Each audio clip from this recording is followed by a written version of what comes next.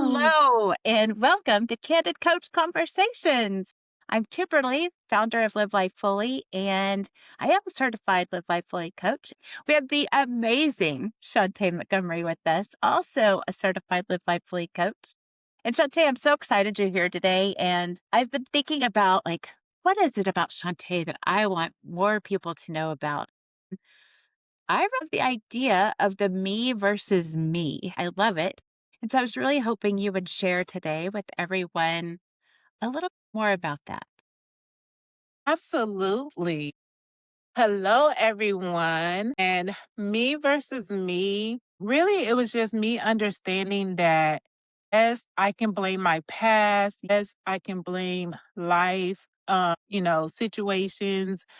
And I can blame any and everything, right? Essentially. However, regardless of what I think I can blame, in reality, it's me versus me. It's how I look at my past. It's how I see, a situation. It's basically how I choose to show up every day. And so when I learned that I have a choice and that I take control and ownership of my life, my responsibilities, and things that happen to me, then life is better for me because then I'm in control of the results. So true. I'd love to know, is there an instance in your life that really stands out to where you had the awareness of what was going on or what was happening and decided this is where I can control my controllables? This is the action I can take. Is there a time that really stands out to you? Several times, actually. One in particular, I guess I would say I have lived my life through various career choices, right? And I was very open to trying different things to find my fit. And so even though I had graduated from college in '05 and I took the ACP program immediately after, it took me some time to actually go into teaching. And so when I finally went into teaching, I really thought that that was going to be my career. I had actually set a goal for teaching to be my career for my youngest, like through his life of school. So for 13 years, I was like, okay, this is what I'm going to do. I'm going to teach, and that way we can have the same schedule and everything. And what happened was for 8 years, I was at a school and I was teaching, and I wasn't happy. I wasn't happy with every year my teaching assignment changed because I was fed and then I was EC through four. I'm sorry, EC, what was I? 4 through 7. And so because I had that journalist, they were able to move me from here, from there, and do everything. And sometimes the movement would be the week that school is about to start, that weekend, I would get a different assignment. And so I wasn't happy. I wasn't happy with the leadership at the school. And it was just so many things that I was not happy. And yet I was choosing to stay in that unhappiness. And there was no reason other than I wanted to have the summers off and the breaks off and things like that. And essentially through coaching, I realized that I get to choose my destiny. I get to choose my happiness. And if I'm not happy, I don't have to stay where I'm not happy. And so I left. I said I no longer want to be a teacher, and I resigned from being a teacher. I honestly have to say that was one of the best decisions of my life because right now I am a mental health therapist as well as a life coach, and I love it. It's like the best of both worlds. So, To agree with you on that. You know what's so interesting to me? Well, first of all, I'm going to back up. I'm going to assume that ACP means Alternative Certification Program. yes. Oh, got your bachelor's degree and then went right into the alternative certification program, became a teacher, did special education teaching, generalist, meaning you could teach anything between fourth and seventh grade. Yes. Yeah, fascinating. And that's a fun age. And with SPED, that means that they floated you from here, there, and everywhere because you have that special education certification. Wow. So here it is. You wanted to have some consistency in your life, to have summers off, have the same schedule as your youngest child, and yet there was total inconsistency from year to year at work. Yeah. And I didn't even realize it because I was just like, yeah, but I have summers off. And yeah, I have the breaks off. Yes. Oh my gosh. Yeah, so fascinating. And I think that happens for so many people is that, especially when it comes to their career, like they're in a career that's what they chose. Maybe it's what they went to school for. And then they're so used to it that it's not until they like pause and take a step back and realize, hold up, like this isn't even what I want to be doing. So I think it's so fascinating. The other thing I think is so interesting is when I was a little girl, I always wanted to be a teacher. My mom was a teacher, and I always wanted to be a teacher. My family laughs that I would line up all my stuffed animals. I didn't have a lot of baby dolls, but I had a lot of stuffed animals. And I'd line up my stuffed animals and I would have class. And in my class, everybody took a nap in the middle of the day. And I'd put all my stuffed animals down. Anyway, but my mom is the one that talked me out of becoming a teacher. She was like, "You don't want to do it." She was like, "Kimberly, you're not going to want to be a teacher. You don't want to do all this testing stuff that's coming out." So obviously, I did not become a teacher. I did become a therapist and a certified coach. So, but anyways, I think that's so interesting. Here you became a teacher and then left. I wanted to be a teacher and never did.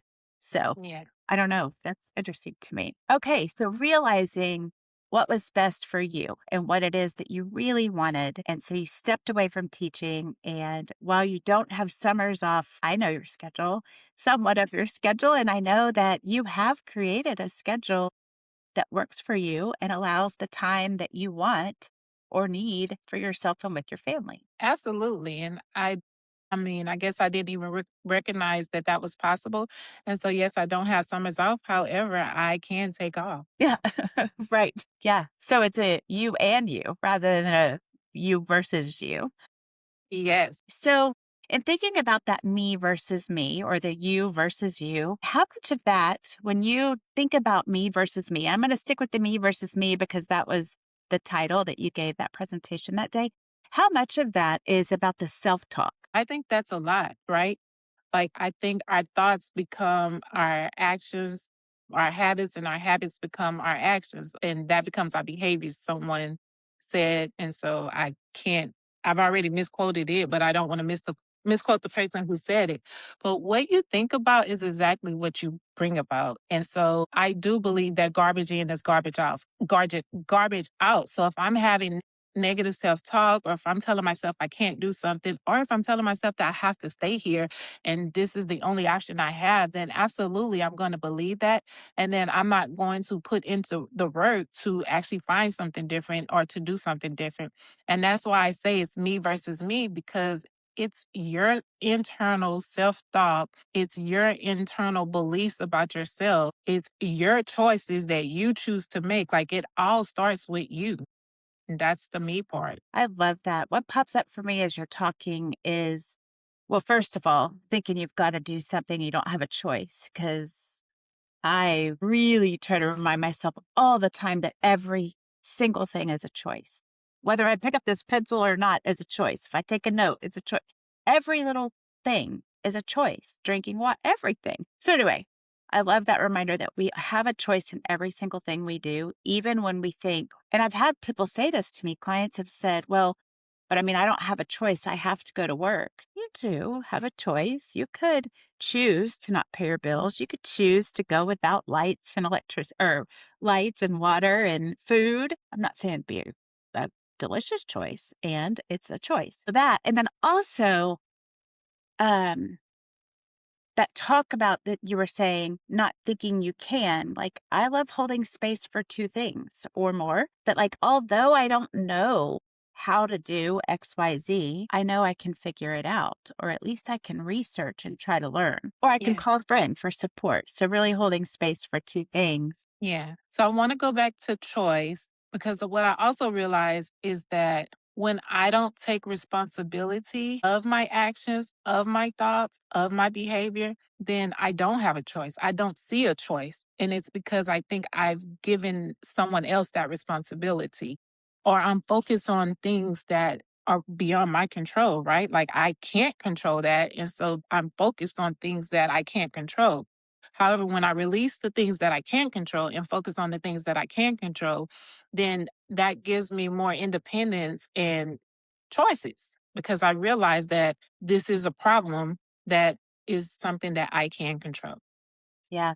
So good. So, Shantae, if you had to tell somebody, like, this is the number one thing, and this whole idea of me versus me, here's the number one thing I want you to walk away with, what would that number one thing be? Really, when you own your shite, which is your self love, your happiness, your healing, your time, and your emotions, then you will own your happiness, your joy, your life, really. Owning your shite for me is what helped me get over me versus me and stop worrying about everything else. So focusing on things that's within my control and then owning what's the things that are in my control, taking ownership of it and doing those things. So, instead of battling yourself, you're choosing yourself. Absolutely. Oh my gosh, I love that. Yeah. Yes. Scary and unknown and uncertainty and doing it anyway. Yes. So, what also helped me is during the time of uncertainty and being afraid and stepping out on faith was I was evolving as a person and choosing myself more self love, self respect. And that helped me make that decision much more clearer and easier because I wasn't getting that self respect and like that happiness that I wanted wasn't there. And so when I realized that I deserve self respect, I deserve, love, not even self respect, I deserve respect, I deserve love, I deserve happiness, then it was easier for me to make that decision to walk away because I knew I wasn't getting it at that job. Awesome. Yes. But, and I'm wondering too, did you have to define what respect would look like or feel like to you? Because I think that can vary from person to person. Like what I find to be respectful could be completely different from the next person. And Yes. so you have to get clear and have some clarity around I deserve respect, and here's what respect looks like and feels like to me. Yes, yes. And you may have to learn that because if you grew up with trauma and so much, negativity and you don't know it, then you got to learn it. And so I did have to learn what respects look like, what love looks like, what boundaries look like. However, once I learned it and loved it and wanted it, then I knew what it didn't look like and what I didn't. Oh, which for sure makes it easier. Yes. And knowing what you don't want. I went through and made a list. So I read a book, it's called The Four Agreements, and I made a list. Like, so I was really clear about what I wanted and really clear about what I didn't want. It makes my decisions and my choices so much easier to make because it really is based on my value system and the standards that I have for my life. And that's why it brings me back to me versus me, because once you know what values you have, what respect looks like, what loves look like, then you won't accept the other BS. True. Oh my God. Yes, that is amazing. Yeah. I appreciate you sharing with us today the me versus me concept. And I'm super excited about your in the Live Life Fully Club. I'm very excited about that. So people can be in community with like minded individuals to really take deeper dives into self love and self care, boundaries, and Yes, choosing oneself. So I'm super excited that your boundary or your community is kicking off within the club. Very excited about it. Yes. me too. I am so glad you joined us today, Shantae, and I appreciate you coming to be here on this call. I am wishing everyone a beautiful day and a beautiful week ahead. And remember, live life fully. Thank you. Bye.